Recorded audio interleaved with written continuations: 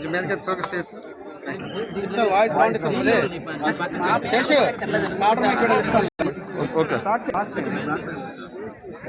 అందరికీ నమస్కారం. ఈరోజు తోటపల్లి మాకందరికీ చాలా సంతోషంగా ఉంది.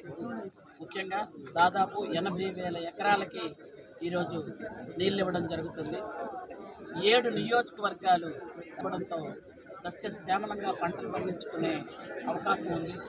ముఖ్యంగా ఆ రోజు చంద్రబాబు నాయుడు గారు ఈ ఏరియాలో ఉన్నటువంటి రైతులందరికీ నీళ్ళు ఇవ్వాలి అంటే తోట మీకు అందరికీ గుర్తుండే ఉంటుంది. బస్సులో 2 రోజులు ఇక్కడే ఉండి పూర్తి పనులు చూసి ఇంజనీర్లతో ప్రత్యేకంగా మాట్లాడి నిధులు కేటాయించి ఆ రోజు ప్రారంభోత్సవానికి కూడా ఆయనే వచ్చి చేయడం జరిగింది. అంటే ఆయన ఇప్పుడు కూడా అపరభీరుడు ఆయన.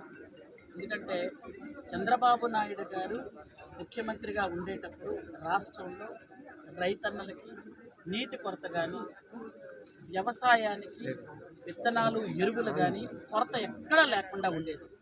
ఈరోజు గత 5 సంవత్సరాలు చూసుకున్నట్టయితే క్యూ లైన్లో రైతులు పడే బాధలు, విత్తనాలు ఎరువులు లేకుండా క్యూ లైన్లో నిలబడి కళ్ళు తిరిగి పడిపోయే పరిస్థితులు. అలాగే వాళ్ళు గత 5 సంవత్సరాల్లో కనీసం ఏ కాలువ కూడా క్లీన్ చేయలేదు. సిల్ట్ క్లియరెన్స్ కానీ, జంగిల్ క్లియరెన్స్ కానీ చేయక థైలాండ్ దాకా నీళ్లు వెళ్ళక చాలామంది రైతులు ఇబ్బంది పడే పరిస్థితి ఆ రోజుల్లో ఉంది. ఈరోజు మళ్ళీ అధికారులకు ఆదేశాలు ఇవ్వడం జరిగింది. అందరూ కూడా సిల్ట్ క్లియరెన్స్ చేసి, అలాగే అంత జంగిల్ క్లియరెన్స్ చేసి పూర్తి స్థాయిలో నీళ్ళు ఇవ్వాలని.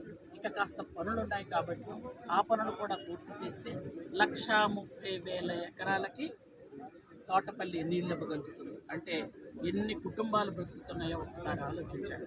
చంద్రబాబు నాయుడు గారు ముందు చూపి, చంద్రబాబు నాయుడు సాగునీటికి కొరత ఉండకూడదు అని క్లియర్ ఇన్స్ట్రక్షన్స్ ఇచ్చారు.